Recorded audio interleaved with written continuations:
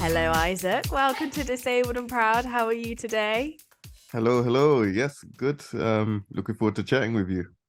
Yeah, me too. I think might as well just come clean. We've already had this conversation, but it Yeah, died. yes, yeah. But it means I get to talk to you again. So, Do you know what? Positives, all the positives. I mean, yeah, sometimes hard drives just have to die for you to be able to do something again, you know? yep, that's it. Yep. Oh, so the first question that I like to ask every single guest that comes on the podcast, as you already know, is how do you refer to your disability? So for the viewers, I was born with a disability called limb pelvic hypoplasia. I think I refer to it as person with a disability, but Yeah. of course, there's loads of different terms people feel comfortable with, and just got to respect what people prefer. Yeah. But yeah, for me, person with a disability.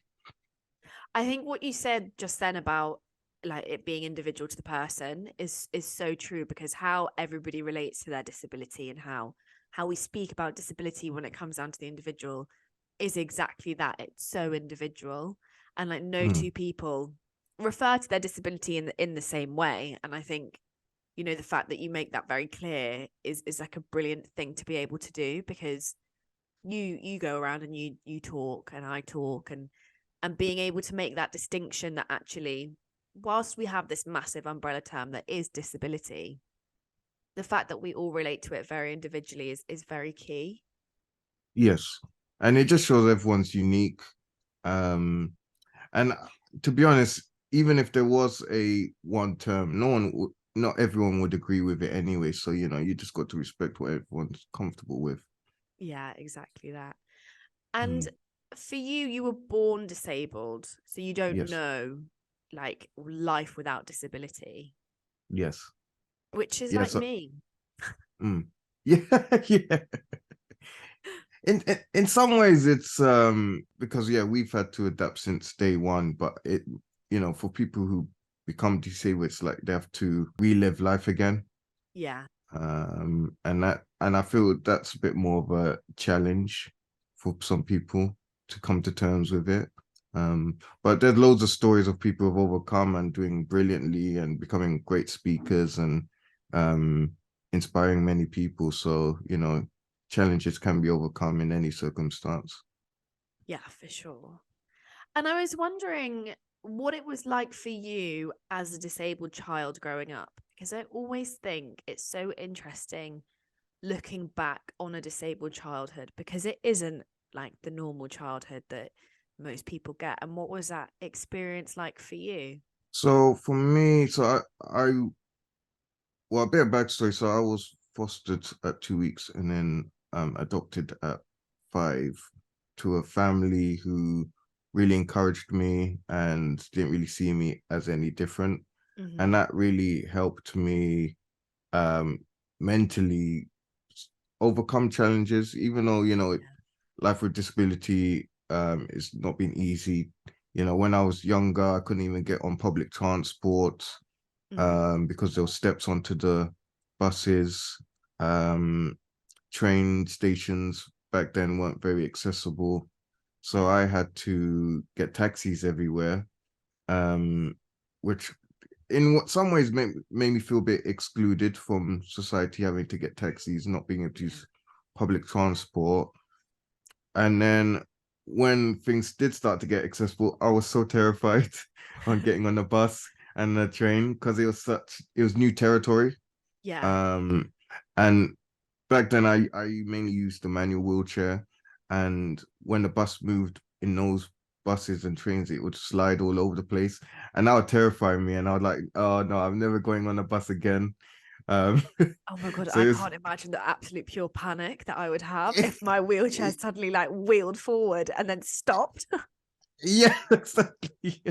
And the thing is, since I have no arms, I can't stop the chair or anything. I have to rely on who I'm with. So Oh my God, it's literally just like a free for all, isn't it? You're literally like left. yeah, exactly. So it took me so long to get comfortable on the Yeah. buses. Because now I travel independently. I go on the Mm. train. Transport for London are really great. Um, but so with that growing up, that made it easy for me to overcome things with disability. Mm. Um, but the thing which I did struggle with the most in childhood to up to about 25 was my mental health.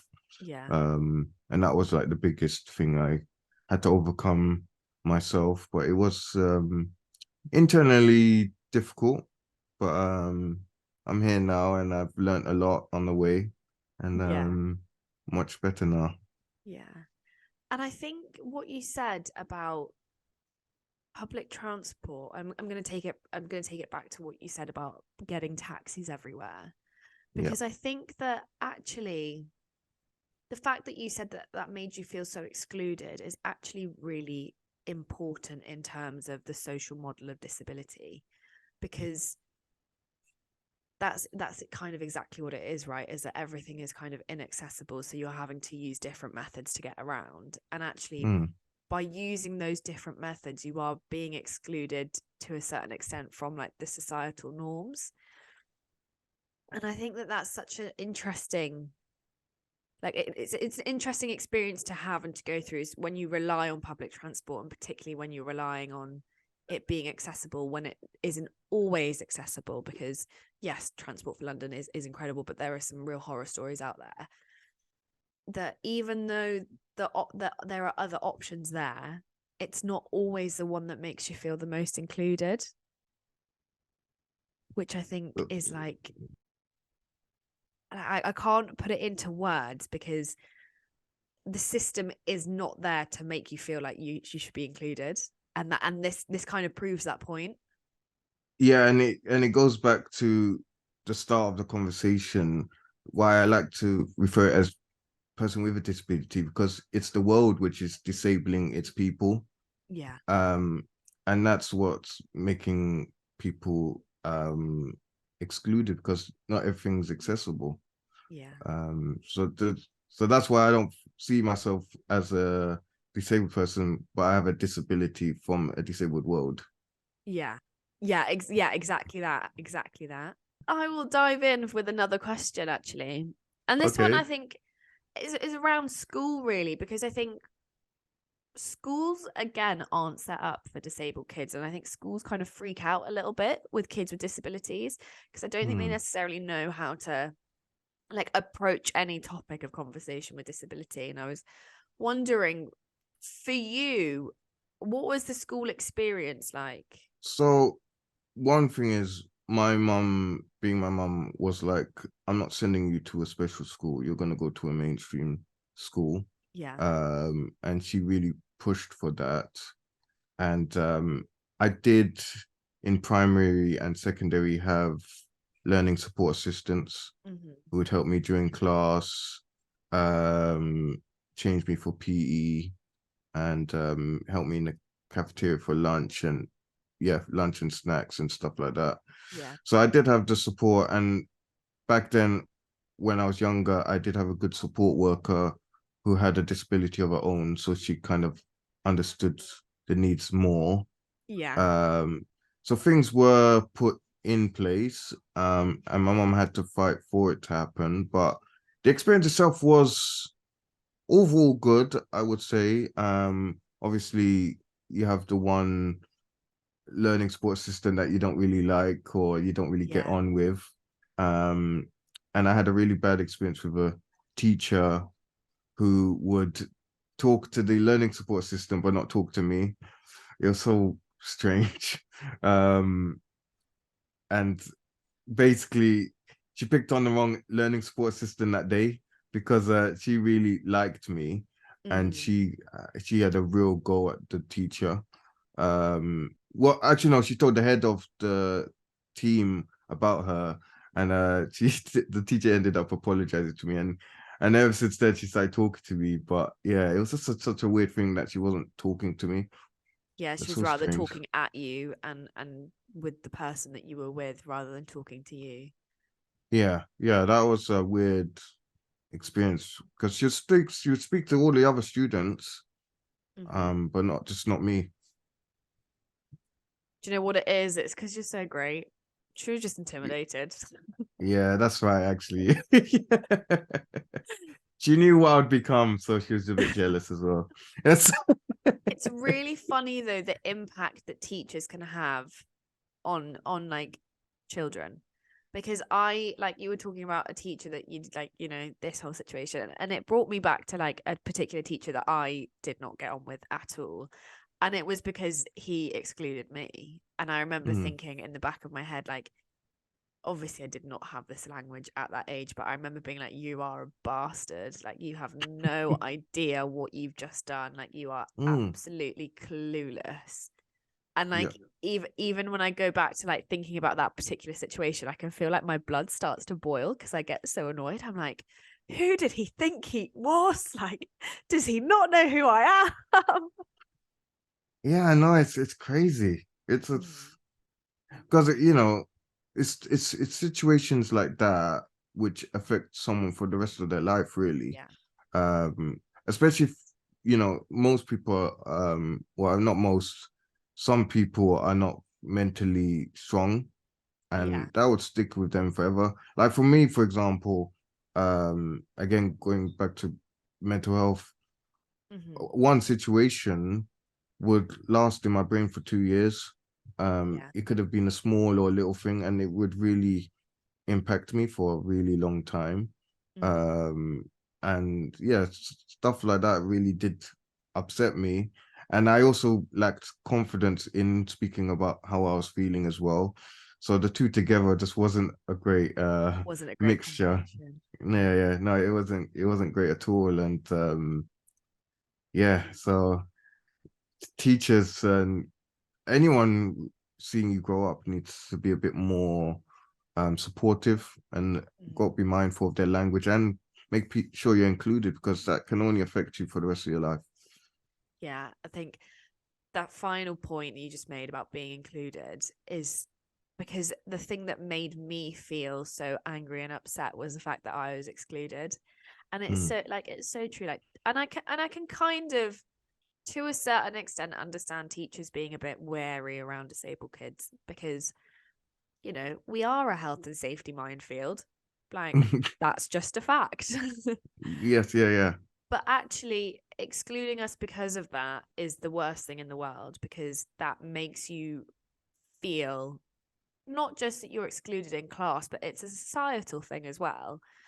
Because the classroom is when you're meant to feel like the most included, right? Or, supposedly. It's true. Yeah, And actually, if you're excluded from the classroom, no wonder it can have repercussions later on in life. yeah, and you're right. And being in the classroom is the majority of your childhood. Yeah, exactly. Like, you have nowhere else to be other than at school when you're a Yeah, child. yeah, that's Which it. also is so wild, by the way. Like, that in as like that in itself is wild. That like when you're a kid, you literally have nowhere else to be apart from school. Like, is that not absolutely crazy to you? Like, I think about my life now as an adult, and I've got to be like everywhere all the time. I don't just have like one specific place to be. Yeah. I, it is a bit wild because, looking back at it, and when it got to the later part of the school years, I was just bored being in the same place all the time. Yeah, And I was like, I need to advance myself. Being in the same school, especially in secondary, being in the same school for that long was just like, I need to get out of here. And I made a mistake of not going to college. I stayed in sixth form. And yeah, it's just I hated the last 2 years. Well, I didn't hate it. It was a good experience, but mentally it was like, I need to move on. yeah. And it's really interesting that you bring up your last 2 years of school, because I'm always interested, particularly with, like, obviously I only really talk to disabled people on this podcast. I haven't interviewed an able-bodied person because that's just not really the premise of the podcast, and that would be very bizarre. However, particularly around like those last 2 years of school or college or sixth form or whatever you do, I was wondering for you, Did at any point being a person with a disability impact what you thought your future career would look like? So the bit which mentally drained me the most is, and it's something they say to any kid, disability or not, is you need to go to university, otherwise you won't become successful. Yeah.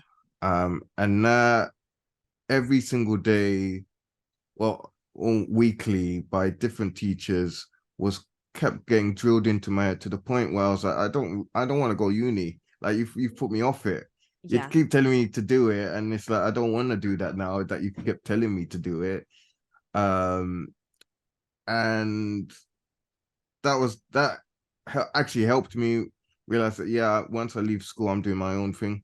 Mhm. Um, and that's how I started doing videos after doing media, and the school giving me software so I could edit from home.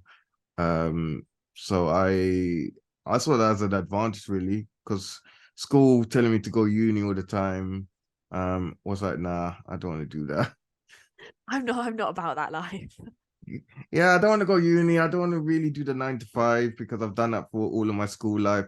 So I was like, yeah, I'm gonna just do my own thing, be creative, get my brain active, and go from there. And it would be great if we could talk a bit about actually your creative journey, because you did start out in YouTube and that was very much like where you put your effort and your focus on. And then it's kind of evolved into coming off that, but then going back into it and like being on other social media and doing loads of other different and fun, cool things that actually I think a lot of people could take a lot of inspiration from. And not just because it's like, it's Isaac, he's a disabled man. It's because no, he's effing good at like editing videos. Yeah. I mean, it's a long story for all of it, and it's kind of like a bit of this and that all coming together, which kind of determined the journey. Um, so yeah, I did YouTube for about 9 years, Yeah. filming my adventures and things I would get up to. So skiing, skydiving, tall ship sailing. I'd film all of that and do funny edits and really just enjoy the editing process. Um, while this was happening, friends and family, loads of them would say, "Oh, why don't you talk about disability in your videos?" Because Yeah. I wasn't really talking about it in my videos. And they kept saying like, you should do it, you could really help people. And I thought, oh, I don't really want to talk about disability because, why should I just want to show people what I'm getting up to. Yeah. um I didn't see the point of talking about it, so I carried on doing the videos. And then friends and family kept telling me, and that was kind of pushing me away from doing it. But then I was given an opportunity to do a public speaking engagement about overcoming obstacles, which Mhm. I did. And I always remember this, a woman came up to me afterwards, and she got a lot of pains in her legs.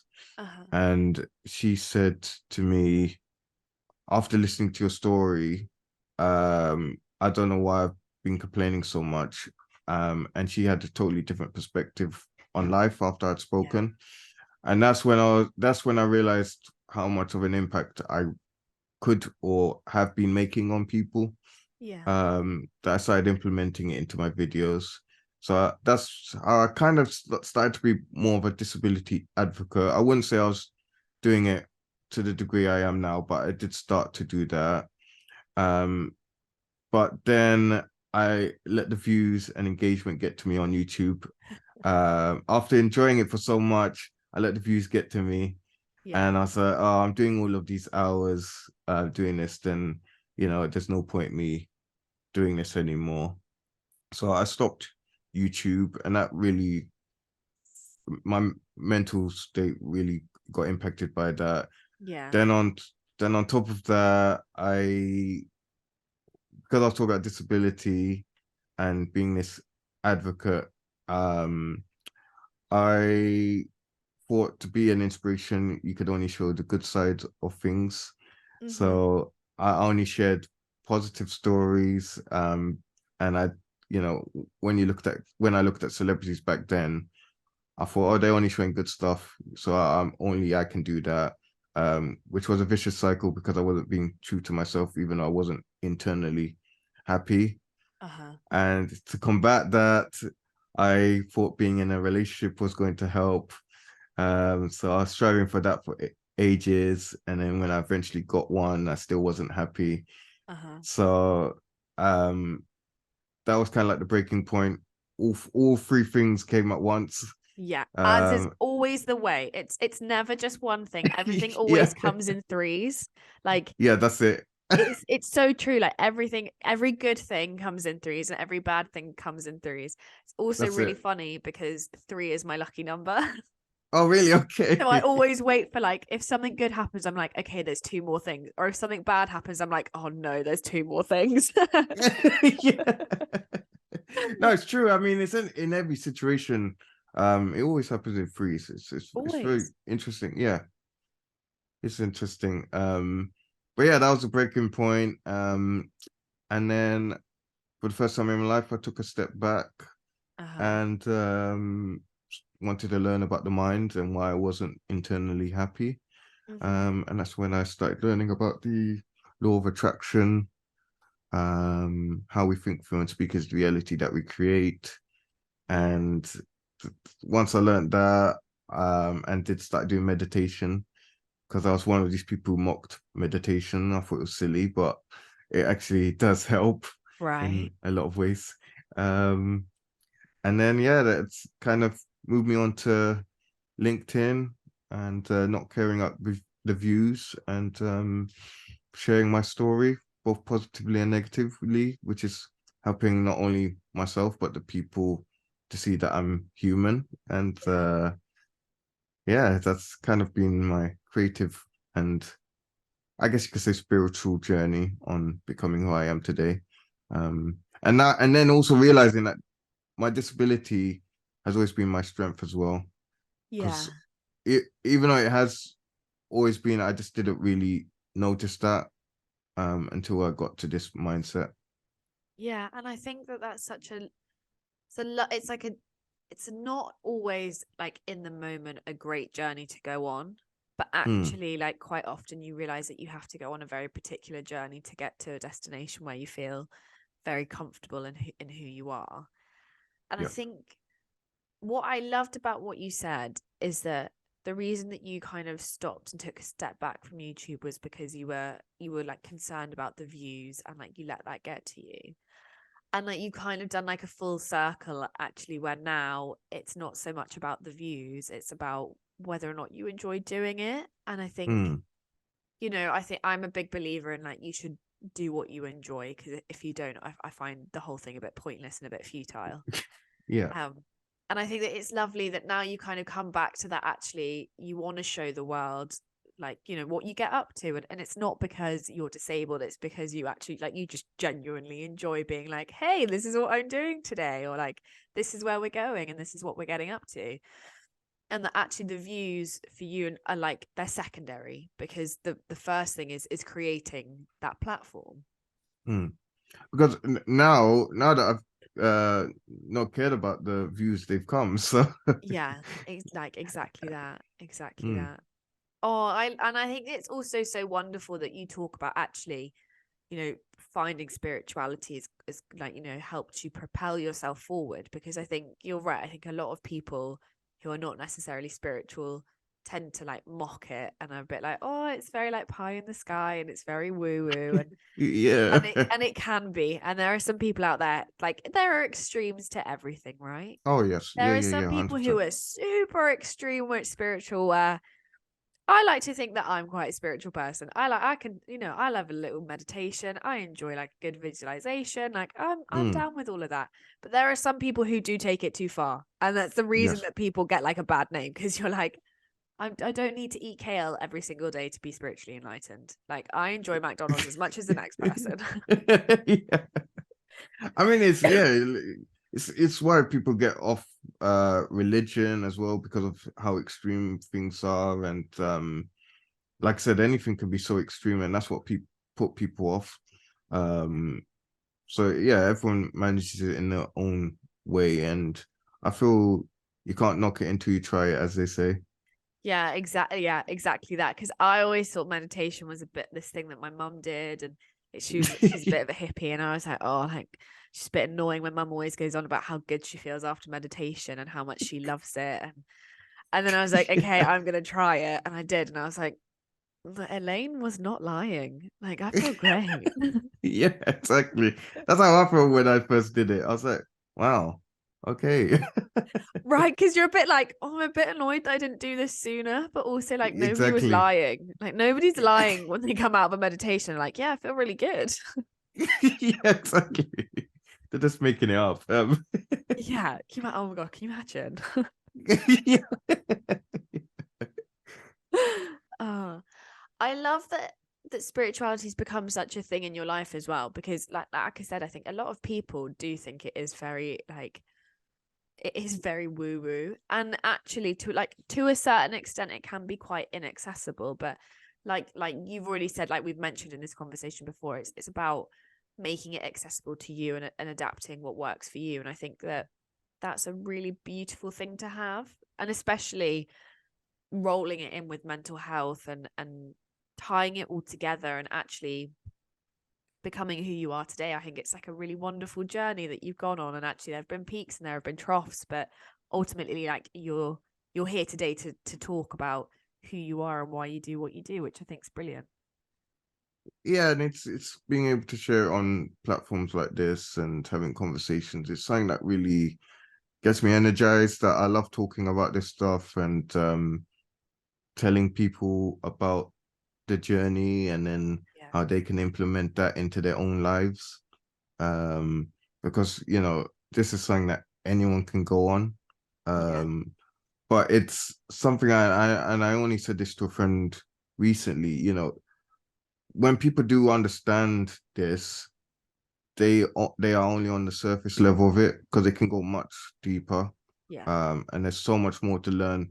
I mean, for me, I did the meditations, I did the learning about law of attraction for a whole year. And then I got to, yeah, a year later, I was like, you know what? I get it now. I don't need to do any more meditation. I don't need to do any more Oh, it's learning. pinnacle. Yeah, that's it. I was like, yeah, I don't need to do this anymore. And I did stop doing it. And then 2 weeks later, I was back to square one.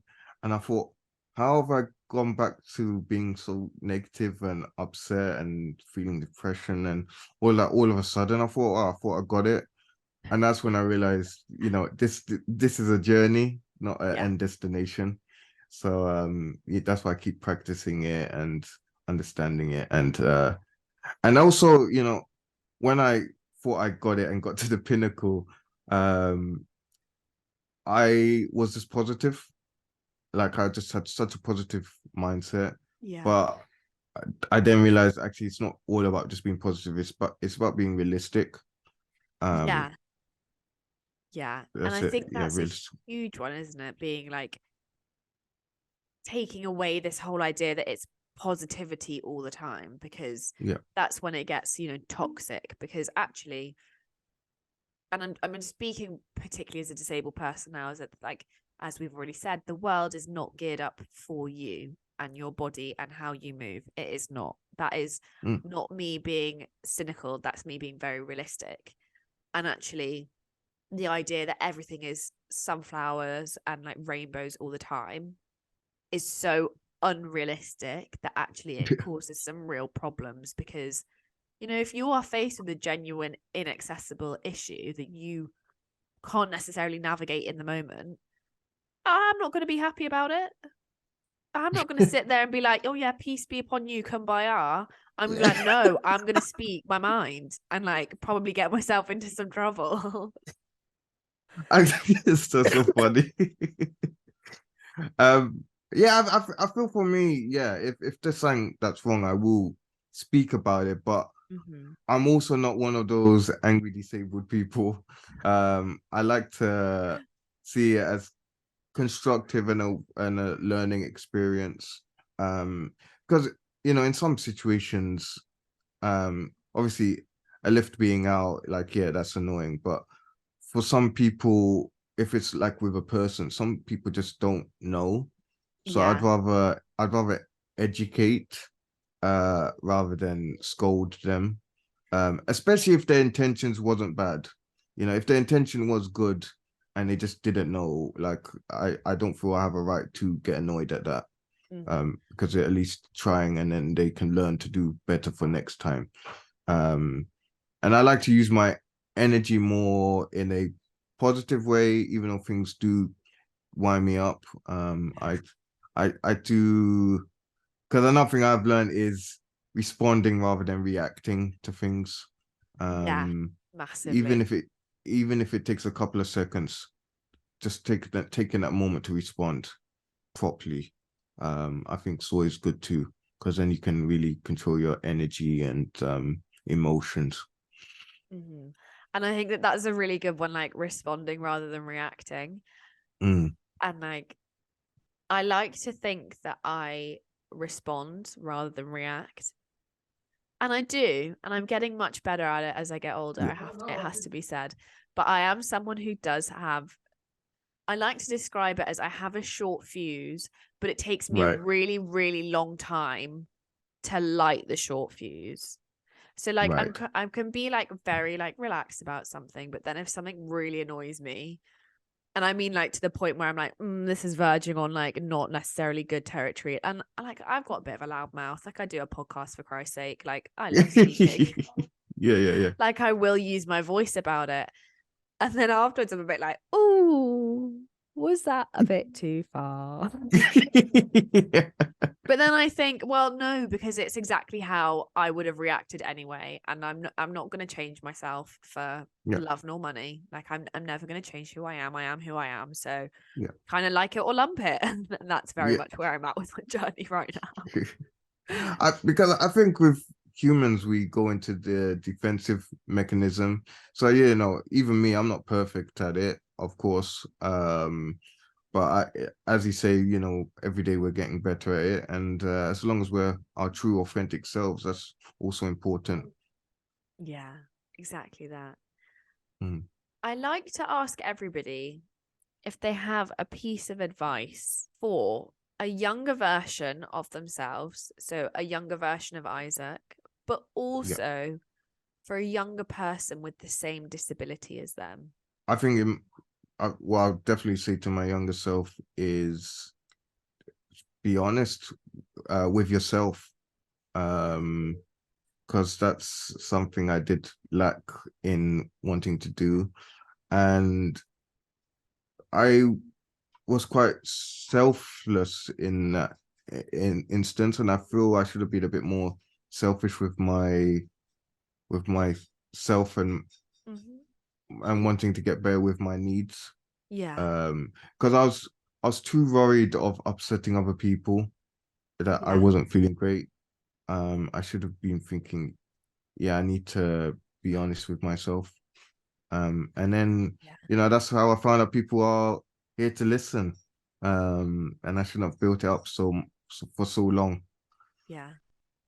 I think what you said just then about not wanting to like ask other people or like, saying that you need help, it comes back to that like self advocacy, doesn't it?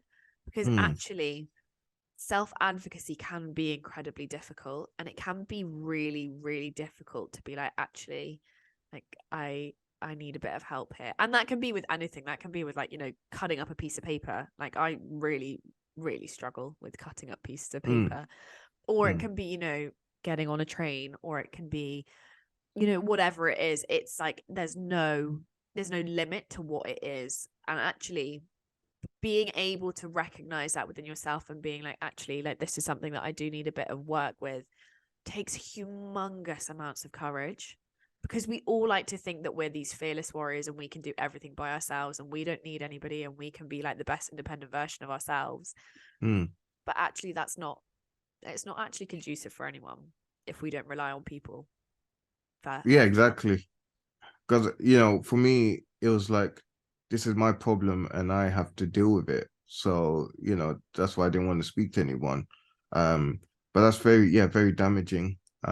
Even though you know, I have to thank myself here for taking that step back, because in the end it was me who had to come to terms with it and get better, but asking for help on the way, and actually be willing to listen to help, because actually a lot of people knew I was going through something and were supporting me, but because my mind was so shielded from what people were saying, I was like, why do I need to listen to your positiveness? That, like, this is not going to help me.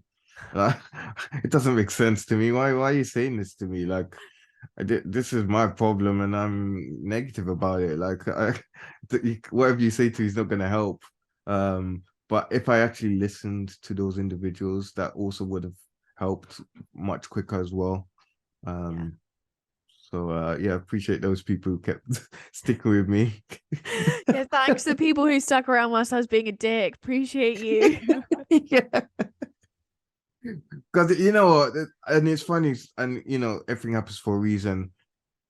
The time I was becoming more self-aware about these things and better, I got a random message from a friend I'd not spoken to for like a whole probably 3-4 years, and she messaged me out of the blue, just catching up, and then literally a couple of days later, she had a really bad breakup with her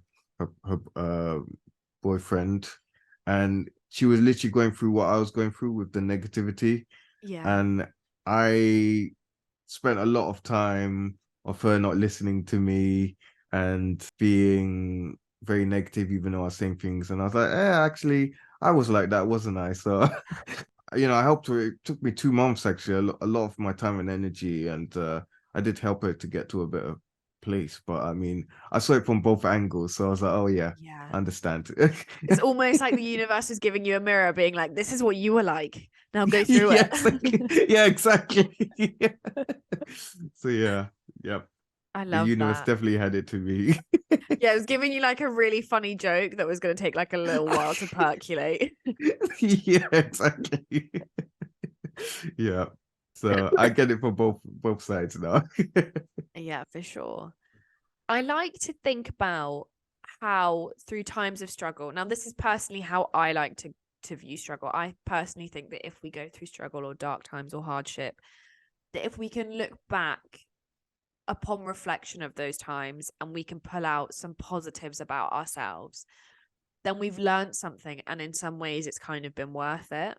And I was wondering, have you noticed like a particular positive attribute about yourself that upon reflection you're incredibly proud of, and actually it's really an important part of who you are? As you're speaking, it reminds me of someone who recently said, there's winning and then there's learning. There's no losing. Yeah, I love that. And upon when hearing that recently and through this journey, all the experiences I've been through has been a learning experience. Yeah. And at the time I saw it as negative, but at the end of the day, it was just a situation. Because in life, there's no such thing as a positive or negative situation. Situations are just situations. It's how we perceive them and our perspectives on things. So I was only putting negative on those situations when in reality that situation was happening so I could learn something from it. Yeah, I love that. And yeah, so I feel, one of my biggest ones, again, going back to relationships, and wanting to be and want to be happy, I feel I learned, I don't need to be in a relationship to be happy. As long as I'm internally happy, it will happen when it happens. But actually, I said that at the beginning, but now it's like when I want it to happen, I'll just focus on it and it will happen. Because I have the control over my reality, so I when think the time. relationships are always such an interesting one, aren't they? Because I'm very much in the same boat as you, is that actually like it'll happen when it happens, and like that'll be incredible as in when. But Yeah, also like I don't need to be in a relationship to be happy, which blows people's minds. yeah, Like exactly. people are like, "Oh my god, like how are you happy single?" I'm like, "Are you joking me?" Yeah, exactly. Like I have my own free time, which is incredible. And I actually really enjoy spending time by myself. Like I'm one of those people that really enjoys like my own time. But also like I don't have to worry about anyone else. And that's Yeah, exactly. amazing. And I don't have kids that I have to worry about like right now. So like Yeah, until that exactly. time comes, and like the thing is, like I know that when I have kids, I know that my life will be consumed by them because I love kids. My nieces and Mm, nephews are my favorite people. Sorry, the adults, you guys come second. The nieces and nephews are my favorite. I'm gonna put it out there. And I right. love spending time with them, and like I would spend time with them all the time if I could. So I know that when that happens for me, it'll be all encompassing. So whilst I'm single, I'm gonna enjoy not having to worry about my kids that are gonna happen in the future. Like I don't want to Yeah, have to think about exactly. that kind of stuff. Yeah, I know it's and actually for me, I'm a bit too busy at the moment anyway, so I can't really have time to think about relationship. But I have friends who cannot live without a relationship, and I think that's Yeah. crazy. Um, Yeah, I think that's crazy as well. I think I'm with you on that because I also think, and maybe it's a disabled thing, I don't know, but I'm starting to think more and more that maybe it is a disabled thing, is that independence to me and like actually to all of my friends who happen to be disabled is such like an important part of their life, like being able to be independent without, this is not necessarily without help, but just like being an independent person and being like their own whole person as they are without anybody else kind of influencing that is so key to them.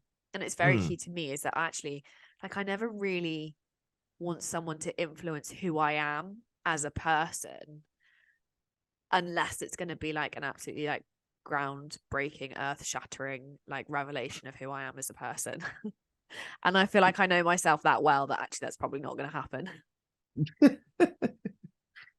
yeah, I mean, I do agree because I mean, for me, I do rely on a lot of people on a daily basis to help me. Yeah. Getting breakfast in the morning, changing me, getting me in the chair, helping me onto the toilet, showering, all personal care stuff. I mean, I rely on even traveling out, I rely on a lot of people Yeah. to help me.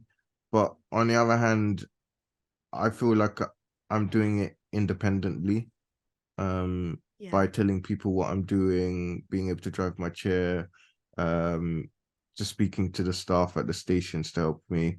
Um, so I feel I'm that's a life I want to live, and I think if it wasn't for my disability, I don't think I would have been pushed so much to have this independence.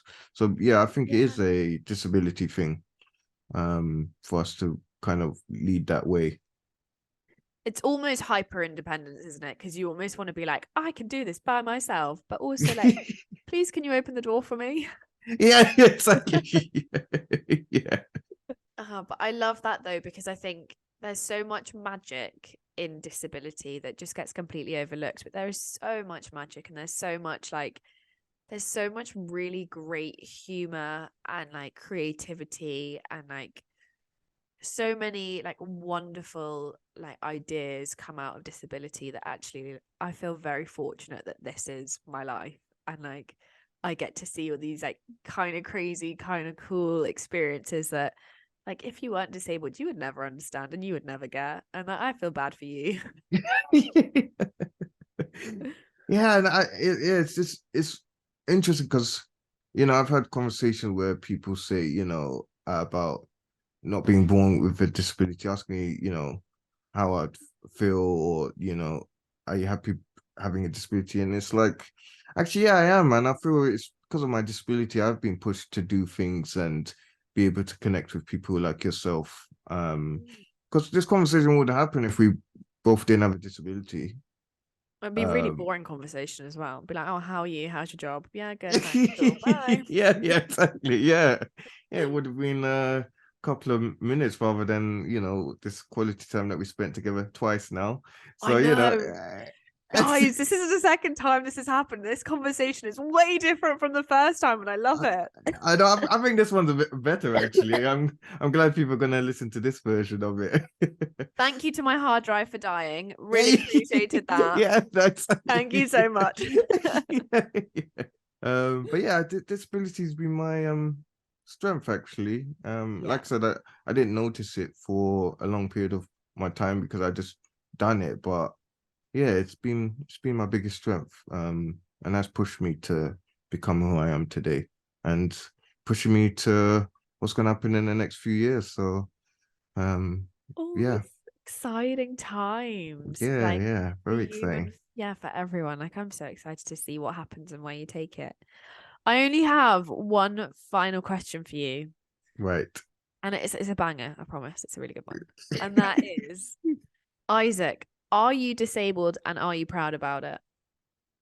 Yes, I am proud because of my disability, and I'm proud to be part of a community of like-minded individuals who are changing the narrative every single day, and I'm proud.